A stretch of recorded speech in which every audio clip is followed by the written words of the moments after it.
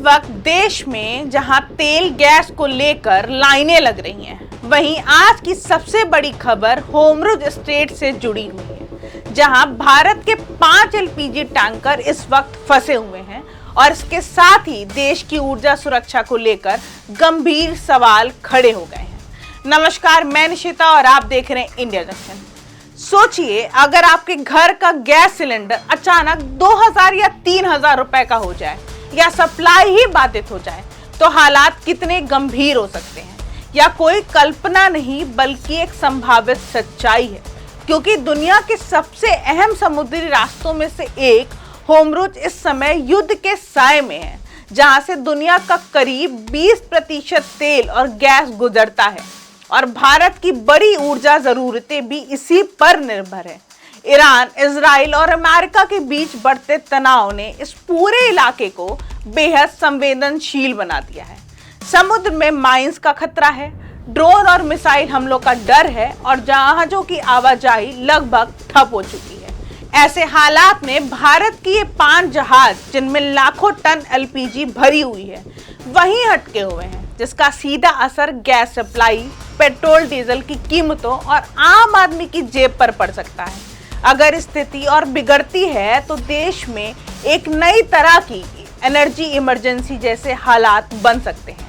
इसी बीच आज शाम 5 बजे प्रधानमंत्री नरेंद्र मोदी एक अहम हाई लेवल बैठक करने जा रहे हैं, जिसमें इस पूरे संकट की समीक्षा की जाएगी। इस बैठक में पेट्रोलियम, रक्षा और विदेश मंत्रालय के साथ साथ राष्ट्रीय सुरक्षा से जुड़े शीर्ष अधिकारी भी शामिल होंगे।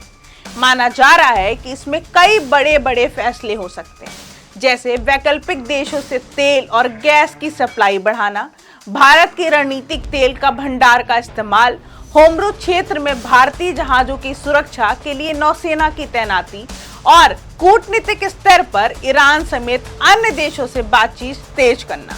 साथ ही सरकार इस बात पर भी विचार कर सकती है कि देश के भीतर पेट्रोल, डीजल और एलपीजी की कीमतों को कैसे नियंत्रित रखा जाए ताकि आम जनता पर ज्यादा बोझ ना पड़े। अब सबसे बड़ा सवाल यह है कि क्या भारत इस संकट के लिए पूरी तरह तैयार है? क्या सरकार का यह कदम समय पर ही देर से उठाया गया फैसला है? क्यों हमें मिडिल ईस्ट पर अपनी निर्भरता कम करनी चाहिए और नए ऊर्जा स्रोतों की ओर बढ़ानी चाहिए? और अगर होर्मुज़ पूरी तरह से बंद हो जाता है तो भारत के पास विकल्प क्या होंगे? क्या रूस या अन्य देशों से सप्लाई बढ़ाकर इस संकट को टाला जा सकता है, या फिर आम जनता को महंगे ईंधन और गैस के लिए तैयार रहना होगा? आज 5 जहाज फंसे हैं, लेकिन अगर हालात ऐसे ही बने रहे तो कल पूरी सप्लाई चेन प्रभावित हो सकती है और इसका असर सीधे आपकी रोजमर्रा की जिंदगी पर पड़ेगा। यही वजह है कि यह मुद्दा सिर्फ अंतर्राष्ट्रीय राजनीति का नहीं बल्कि हर भारतीय के घर से जुड़ा हुआ है। तो क्या प्रधानमंत्री की यह बैठक भारत को इस संकट से बाहर निकाल पाएगी, या यह आने वाले बड़े आर्थिक झटके की शुरुआत है?